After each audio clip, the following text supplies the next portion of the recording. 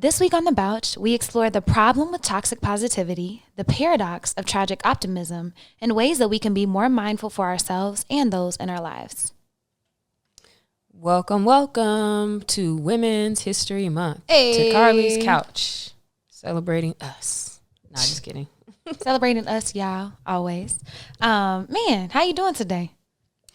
I'm feeling pretty good.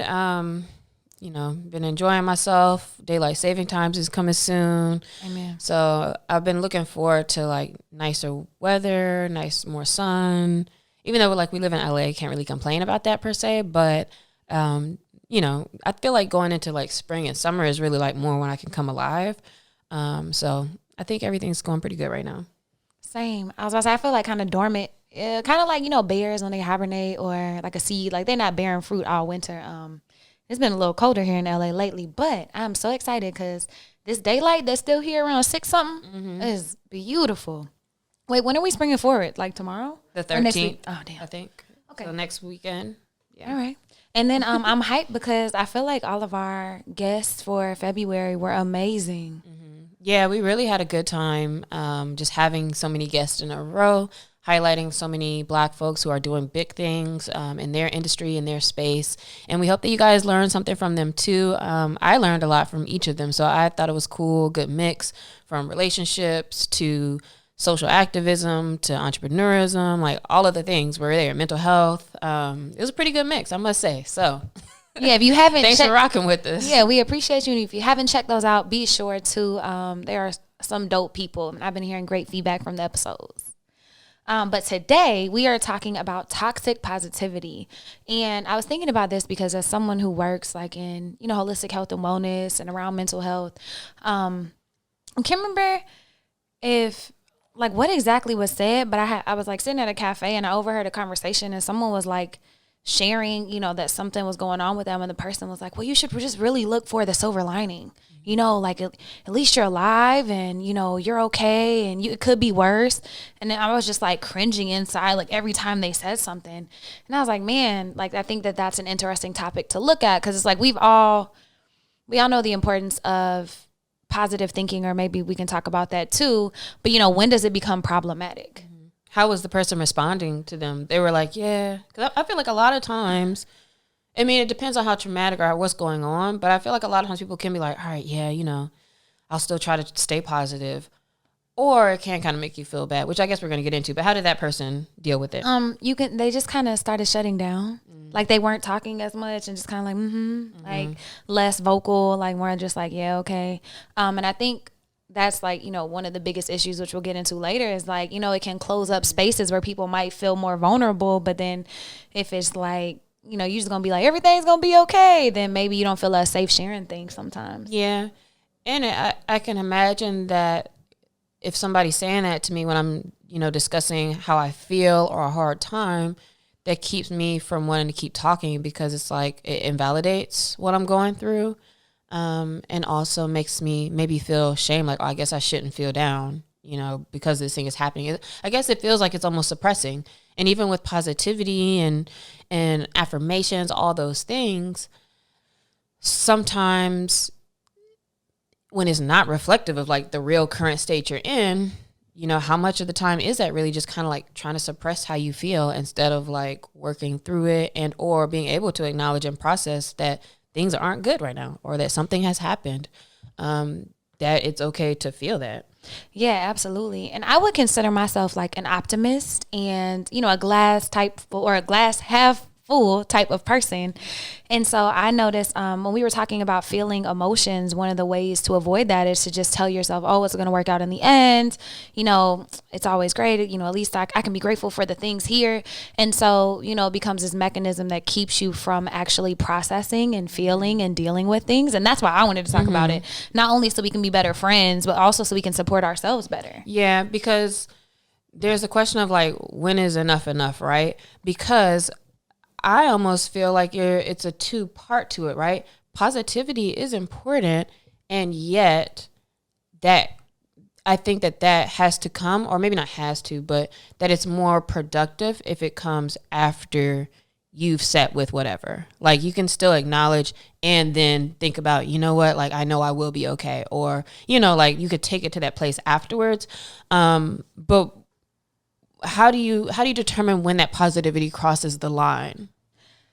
And I was doing research because I was like, I really don't know the answer to that question. Like, I was thinking about it. But I think like a funny and not really funny example, but like a real example is I saw a meme and it was like, man, Timon and Pumbaa really told Simba to just Hakuna Matata, and his uncle had killed his dad and framed him, and they're like, no worries. And I think that that's problematic, and we laugh, but it's like, he didn't really have any time to deal with what was going on and process that for himself. It was like, nope, just act like everything is good and keep it moving. And so I think the moment that it is insincere, the moment that it's not an authentic, like, positive situation, and anytime it keeps you from feeling your emotions is the problem. Okay, so what I'm hearing you say is there's happy, fun, positive things that happen to you, and that's the time to be like, you can be positive in those. Like, man, I'm enjoying this tea. Life is good. I'm feeling great. And then when there's things that's not happening, instead of trying to change that, like, in your head, like, oh man, this happened, this isn't good, like, that's okay. Yeah. Like, actually responding in a non-delusional way. I think it's kind of delusional a little bit. Like, even with, and I keep bringing up affirmations because to me that's kind of similar, so reel me back if that's not. But, we've talked about it before where it's like you can sit in the mirror and be like, I'm beautiful. And if you don't really believe it, you're almost wearing at your own, kind of esteem and your own, like, trusting yourself in your own word, et cetera, et cetera. And it's okay to, like, take the time in whatever situation you're in to be honest about the situation, but then we can reframe to, like, where we want to go or what we want to get to or whatever. Absolutely. And I'm such a believer in, like, our thoughts create our world. Like, I very much believe that our perspective, like, shapes the world around us. And so it's like, well, how can both things be true? Like, how can you actually sit with things that suck and, have a bad day or, just a bad moment, grieve, and also be positive? And I think the real difference is just allowing yourself to feel those perceived negative emotions and to process them. I'm not saying dwell or ruminate or let them take over your life, but definitely doing what you feel like you need to do for yourself, and then you can go back into but everything's going to be okay, or everything's going to be okay. Like, both things can be true. You can be a positive person and still feel emotions. And that's the biggest thing, that both can be true.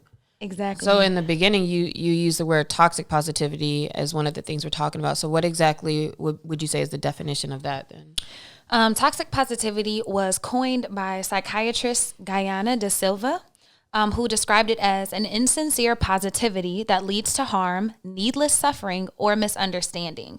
And that it furthering it as an attempt to remain happy or express positivity at all times. And in some case, even like forcing that onto other people. So I think that, like, that is one of the lines, like, when it becomes problematic, is like that pressure to stay positive at all times, and to push yourself through negative feelings, which causes you to, like, internalize a lot of the stuff that's going on and can, like, make you feel like a failure or, a lot of guilt and shame around having regular emotions as a human.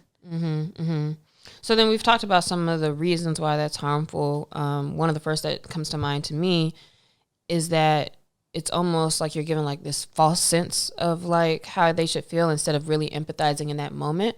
So it's almost like that person, or let's say if you're talking to somebody else, maybe they're not going to feel heard. Or even for you, if you're doing this with yourself, you're not giving yourself time to, like, be empathetic to yourself or to another person and feel what's going on. And then that causes people to feel alienated and disconnected. Like, if every time I come to you with a problem, you're like, but it's going to be great, I'm going to stop coming to you. You know what I mean? Like, I'm not going to feel like I can connect with you on that level if it's always like brushing it over or just focus on the good things. And I'm not saying you have to wallow in stuff, but you really do have to allow yourself to process. I think it could depend where you are, though, because I feel like we know which folks may be more in tune to, like, really listen, and which ones may be, like, kind of, like, sometimes you do just need kind of somebody to, like, re-hype you up. So everything's different. But if you know how, and you can identify how your friends kind of react to certain things, then I guess at that point it's on you, like, who you want to go to for what you need. And with yourself, though, for sure, you can catch yourself being like, you know what, I don't have to try to, like, get myself to that space. So you have to stop yourself. And I don't know how to tell you how to do that, but I've caught myself doing that before, actually, where it's like, nah, you know what? This is how I feel, especially since I'm on my journey of like I'm figuring that out in the first place, right? So when I do realize how I feel and I can pinpoint it, I get really excited. And I actually have an example of like a week ago that this happened, which I'm not going to give right this second. But yeah, when you recognize what it is, now you can think about what you need and then maybe go to the right person for sure. Absolutely. And so it's like, okay, now that we have the definition of toxic positivity, we're going to talk about some ways to recognize if your positivity or optimism has turned toxic. Because I think sometimes there can be a line, but if any of these things ring true, there might be a chance to check yourself, whether you're dealing with other people or yourself. Mm-hmm. And then that first one is what I just said. I see you trying to set me up. Avoiding feeling feelings / hiding how you feel. So that's a sign that your positivity may have turned toxic. Well, okay. I'm going to say what we got here, but then I'm going to chat through it. So when you're looking for the bright side, to always push past struggles in the moment, that can be a sign of toxic positivity. And then studies show that suppressing your emotions can lead to increased anxiety and depression, disrupted sleep, overall worsening of mental health for sure. And I think one of the things with avoiding your feelings or hiding how you feel, of course, and we've talked about this before too, so I'm not going to go into it too crazy, comes from perhaps like growing up in a space where you really didn't have permission to feel, or you didn't have the time, or, you know, whatever, safe space, right? any of it. Yeah. So you learn like, oh, it's better to keep it in, which then you're never practicing understanding how you feel. So you tend to just avoid those feelings. But my only thing against that, Carlie, tell me how you feel about this, is I don't know if that necessarily always reflects that you're being positive either, or like trying to stay extra positive, because sometimes, well, no, you know, I think I know when I feel happy or excited, those basic things, right? Sad, angry.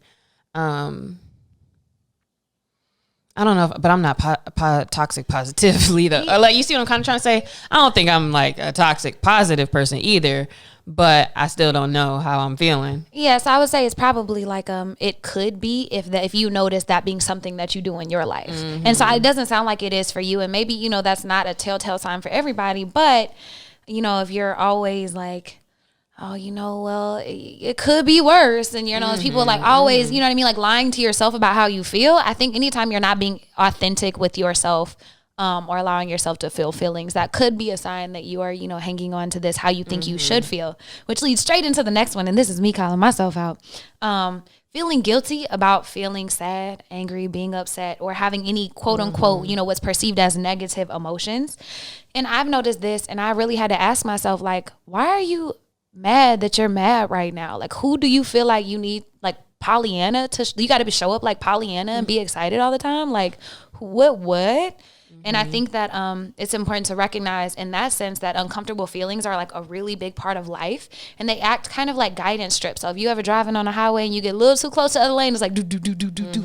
I think emotions are great indicators of what you're feeling and, like, you know, what's going on. Like, you might be missing something. You might feel a disconnection to somebody. And so if every time you feel one of these feelings, you judge yourself, you get mad, you don't feel it, then you're really missing those signs and indicators in your life about how to improve your life or how to better get what you need. Mm-hmm.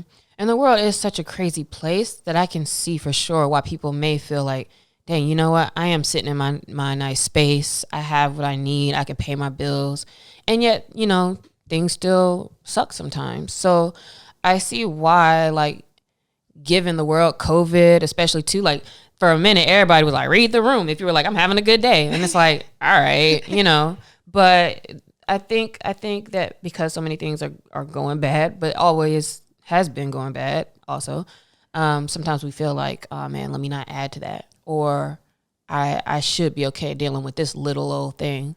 But meanwhile, everybody's dealing with stuff. So again, we can acknowledge all of it. Man, and I think anytime you tell yourself should, that's always just a good time to check what the hell is going on, because you shouldn't do anything but be how you are. And so anytime you feel like, you know, you're not showing up as that version, I should do this, it's like, you know, that's a good time to question. And then the last thing about like perceived negative emotions is they're all here to help us survive. Like fear keeps you out of dangerous situations, you know, anger and grief help you process and confront like what's uncomfortable and help you deal with all of these very real life situations. And so you're also missing out on a big part of life experience whenever you're always happy. And another sign that your positivity has turned toxic, and I definitely do this too. Again, I don't know if it's because of the positive part, but not being receptive to other people's struggle. And I guess just because that completely connects with that first thing, right? If you avoid feeling feelings and you feel kind of ashamed, like, I don't want people to see that they affected me, or I don't want to, come across like I'm sad or have a problem, or I want to hold face or whatever, then it's also hard for you to allow other people to express themselves. We had that episode where I talked about how, like, I would shut my partner down when they get mad in traffic. And I'm like, just relax. Like, don't let these people know they got you, whatever. But if they want to express that, they want to express that. If they feel mad or angry or frustrated, then it's like, dang, I realized, like, why am I trying to shut them down? Because I've always felt maybe shut down, or I probably just shut myself down. But just because I feel that way doesn't mean that other people can't express. And so a lot of times, if you feel uncomfortable with somebody kind of talking about something or expressing their emotions, that can be a sign to you that you maybe have toxic positivity going on in your own life, or this need in general that, emotions are not to be expressed. Yeah, or even like, I think leaning that into a sign, because that can, like, not being comfortable with other people showing emotions, like, that's a very real thing, not necessarily connected with toxic positivity. I think it connects whenever you get uncomfortable when people are upset, and you just tell them, like, notice how you respond to those situations. It's not like, oh, like, don't let them see you. It's like, nah, why are you getting mad? You should be excited because of this and this. And it's just like noticing how you talk to people, and noticing if you're like patronizing them for being upset. And that could come from a place of, you are trying to encourage them, right? Sometimes the people may be upset about something or sad about something, and you're like, no, you're actually doing a really good job. And maybe you are trying to help them a little bit. I find that I've done that before too, but then I also will get frustrated about, like, oh, I just wanted to vent. So until you ask me a question, I ain't gonna say nothing no more. That's my new motto. But there was something else about that too, that you had just made me think about, but now I think I forgot it. But yeah, it could come from a good place, but it's just not necessarily like for you to really even have a say about, honestly. And thinking how other people should feel is also problematic, because they're people. Oh, that's what I was gonna say, is that I think sometimes too we might minimize what the other person's saying, because maybe you have secondhand kind of like guilt. Like let's say if your friend is rich, like if I know this friend got money or whatever, but they're complaining about something like, that might seem trivial to me. Yeah. Or it might be like, all right, dog, like people have real problems. Like you might notice you feel some kind of like either resentment or some type of term, right? Some emotion, but you recognize you feel some kind of way about what they're saying. And so you trying to shut them down versus letting them, be true to how they feel. This next one, I was like, ooh, this is real. It said compulsory happiness upholds oppression. And so toxic positivity is like only focusing on the positive aspects of a painful situation. But if everybody's looking on the bright side of things, then nobody is raising concerns about systematic racism, misogyny, homophobia, other social injustices. It was like, well, look, y'all free now. Like, how does that sound? You know what I mean? Like, you're not reading, like, addressing the elephant in the room. You're literally skimming over things. And that is super problematic in this thing of, like, in this quest for, keeping the peace, not rocking the boat. You're definitely avoiding how people feel, and they're very real emotions of fear and anger and injustice. Yeah, I have a crazy real example of that one. So I was so embarrassed. I think it was like a Bible study. This was years ago. And somebody was saying something about how, look at the silver lining of slavery, that perhaps if that never happened, we wouldn't have the opportunity to be in America and to be at a certain level, living in our way, as opposed to how their perception of many Africans is today there. Does that make sense? What I'm trying to say? Because they probably said it in a weirder way. But I was just like, what? Like, what are you talking about? Like, trying to justify things almost in a way where it's like, look at the bright side. Just like when people say, like, well, everything has a reason. What is it? What's the saying? Is that it? Yeah. Everything happens for a reason. But it's like, what's the point, though, of attributing that to the Holocaust or to slavery or to things that are terrible things? You know what I mean? Like, I think that's an example of, like, toxic positivity, or we could have just not had that happen, right? Like, it doesn't exactly correlate, and yet you're trying to justify and kind of smooth over things instead of actually addressing, like, the problems and what really happened. So that's my example from that. Bro, I got another one real quick. So I was in school at USC, full-time MBA program. We were talking about colonization. And one of my classmates has the goal to stand up and be like, I think more countries would have benefited from colonization. And all of us kind of look at each other as being Black, brown, people of color, aware people, people who care about other people. And they were so damn serious. And everybody's hand went up like aggressively. And the teacher started looking around. And then, yeah, we know this ain't going well. This is not. And then he started trying to backtrack. But you know what? We brought we were civilized and we brought y'all language. It's like, no, actually y'all stole all that shit. Like y'all really didn't do all the things, but you rewrite history to make it sound good now, to make it sound positive. So yes, no, don't do that. Don't do that, because you are definitely not helping further society. And I do think a healthy dose of skepticism, a healthy dose of anger, and fighting for fairness have always pushed the needle and changed the world. So those perceived negative emotions can be very instrumental in creating a better world to live in. Mm-hmm. You may have toxic positivity if you deal in blind optimism. So, and I've kind of done this before. I don't know if I didn't care if I had toxic positivity, but let's say like if you have a test coming up, you might be like, yeah, I got this, I'm good, and you don't study, or you're not prepared for a meeting, or just feeling like, oh, I got this, or everything's gonna work out. And I talk about that all the time too, where I tweet about like, dang, every time I'm not really prepared, like it ends up working out. Yeah, same. But blind optimism is not gonna be beneficial for you.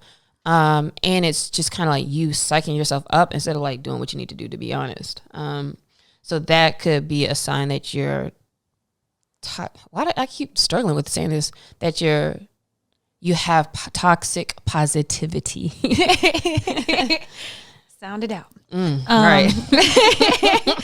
The next two kind of run through, but trying to be stoic or get over painful emotions, like brushing them off, not letting yourself cry, not letting yourself process.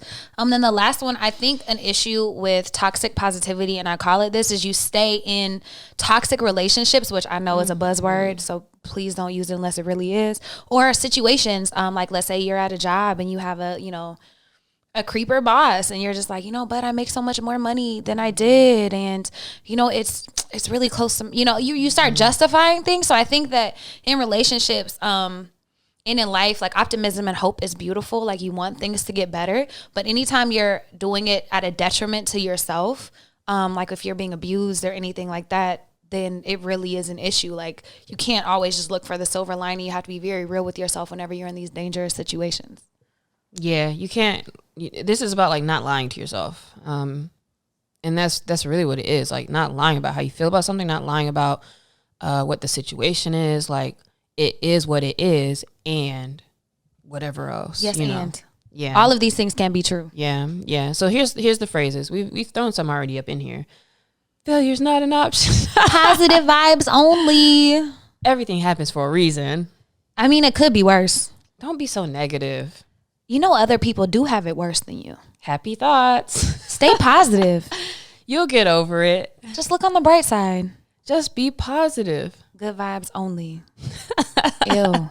All of those things. Yeah. And then I was thinking about this. So I was like, okay, well, if we know that there's an issue, and in society, I think there is, like, if you look at people, they say like social media is the highlight reel of people's lives. It's like we really do have this obsession with looking like everything's okay, even when it's not, which I think is toxically positive. But it's like, how do we do better? And so I came across this this term, I guess, called tragic optimism. And tragic optimism was coined by Viktor Frankl in Man's Search for Meaning, and great book. You should definitely read it. But it was about this, I believe he was a doctor, but he was in the concentration camp. And during his stay, he lived, thank God, during his stay at the concentration camp, he discovered tragic optimism. And what that is finding the meaning during the inevitable tragedies of human existence. And it is better for us than avoiding darkness and trying to stay positive.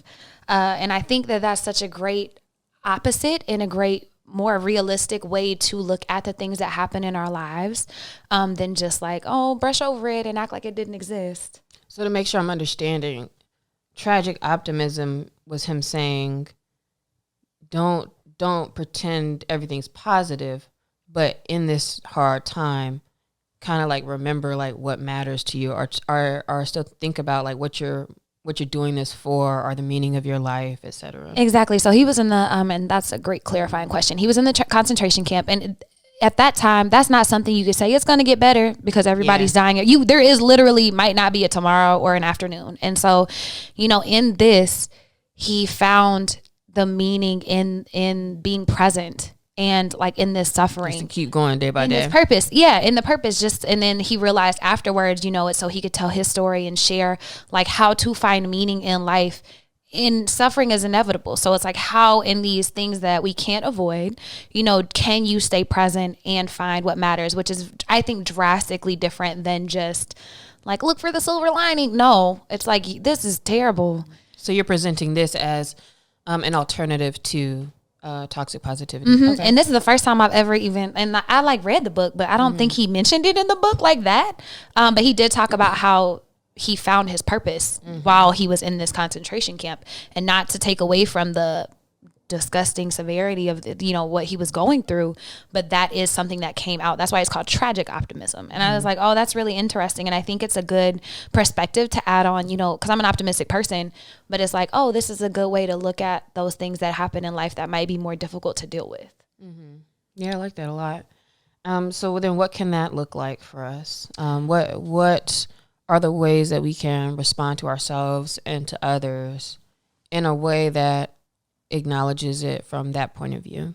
So I think the first one is just allowing yourself to feel your feelings and to process them. I think that's the first necessary step, because you're not being real with yourself if you are not focused on that. And so we did an episode 168 on that if you want to go listen to and try to figure out how to feel your feelings. But that's the first step.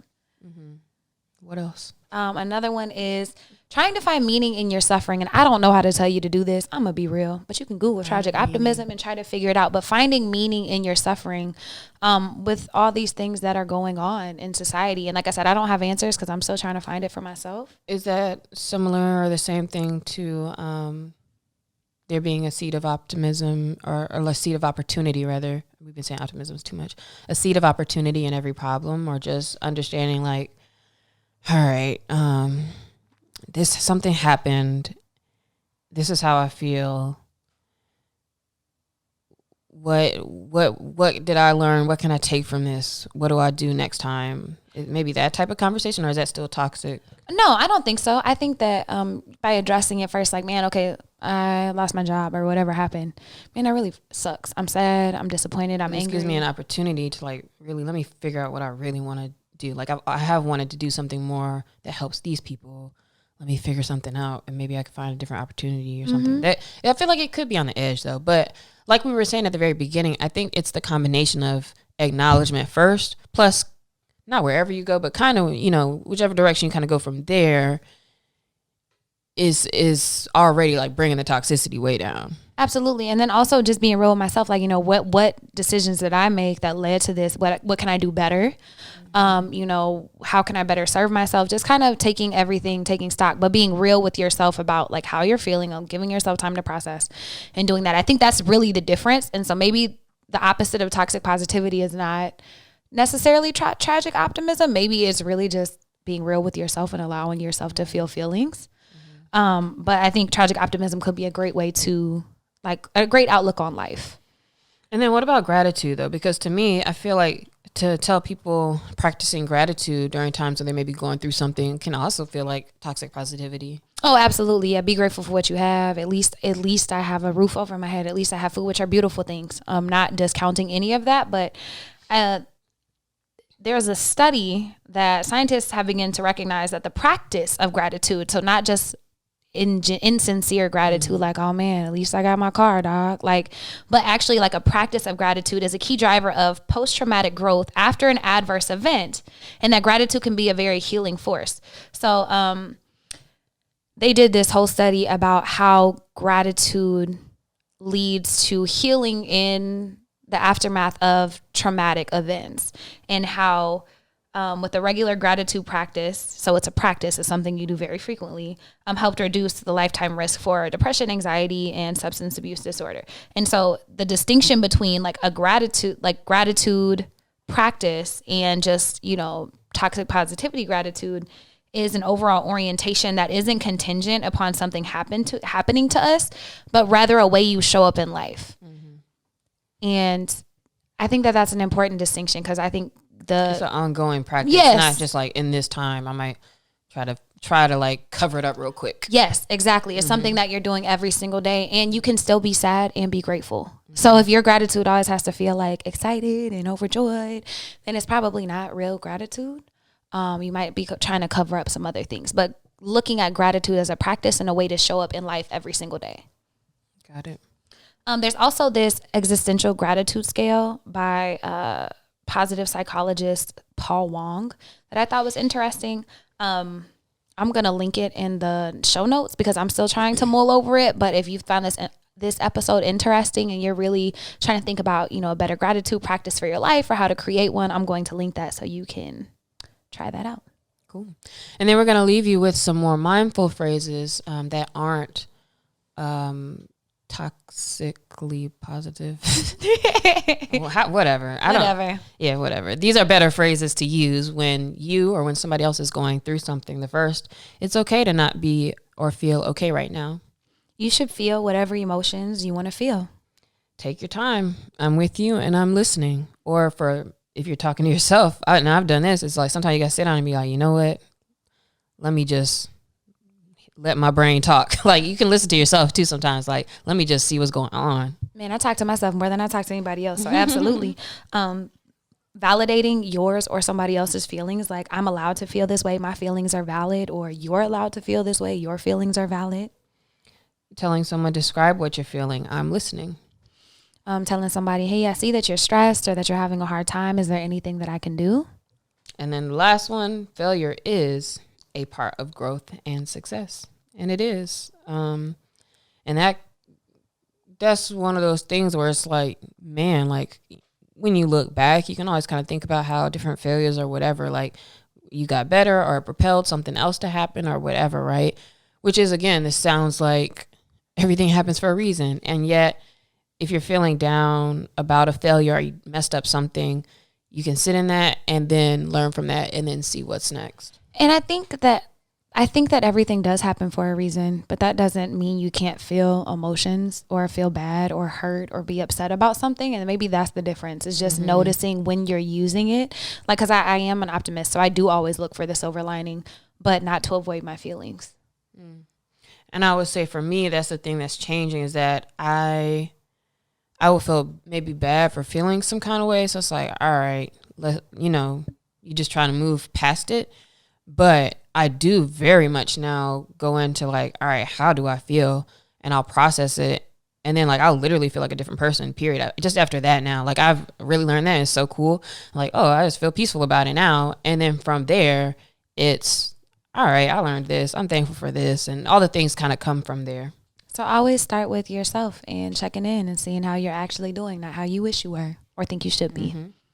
All right. This week, we hope you enjoyed that. Because I think this is important. This is very important to catch for yourself and for you to be a better friend to others, which Carlie said at the beginning. So good for everybody to take some of these notes and to recognize where you are kind of on the spectrum of like, how do you deal with things? Are you suppressing or repressing? Or are you really letting yourself acknowledge your feelings and other people's feelings? So hopefully you got something out of this. I was about to say out of this course, out of this episode. This week's shout out. Let me get my box. Whatever. For people watching the video, it's a real box. Oh. So she says. I got this box. It's called a Ooh. That's fancy. It's like a me time box. So Amber Jackson has a brand called Black Leaf Tea and Culture Shop. You can find them on The Black Leaf Tea on all socials and their website as well. We're going to link it all. But they have these cool boxes where, of course, you could just buy the tea and buy the accessories you need. But in here, this says, make the most of your me time. Every tea in this set was handcrafted by a lover of tea, people, and Black culture. Blended to delight your taste buds and awaken creativity and joy. Every sip is a new beginning. So it's pretty cool because they got hella cool teas in here, lots of different blends. One of them also goes to a nonprofit. that she deals with. And I like the brand because it's not just about like the tea, but about culture, community, having conversations. Got this super cool mug in here that says Tea Culture Community as well. Cute. It's real official too. Like even got the like super cool like accessories and everything. So if you love loose leaf tea, which I do, especially like in the evening time, when I'm relaxing or kind of ending my day, this is a really cool set, or something to send to somebody else. It could be a really cool gift to send to a tea drinker as well. If anybody wants to send me one, I'm accepting. Right. Just look. Ask Carlie for her address. I got the business address ready for you. Right. That P.O. box.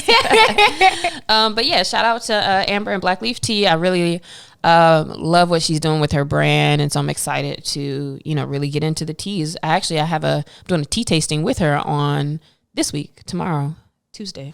So looking forward to that. And then I can give a real like review as well. Oh, that's exciting. And that actually leads right into our question of the week, which is, what are you most looking forward to this week? Oh, I am most looking forward to Super Mini Boot Camp I'm doing this week. Sorry, this is work related, but whatever. That's what's exciting me right now. I was over this past week and I was like manic because I was like walking in circles and I kept getting like all these ideas and things about reorganizing employees and contractors and trying to make the most sense. And how can I have less people pay these people more, and whose job is most important, and what person really fits better in what role. And I was like just going off. And I was like, man, I got to go talk to my project manager about this. And like, we need to power all this stuff out and like really tighten it up.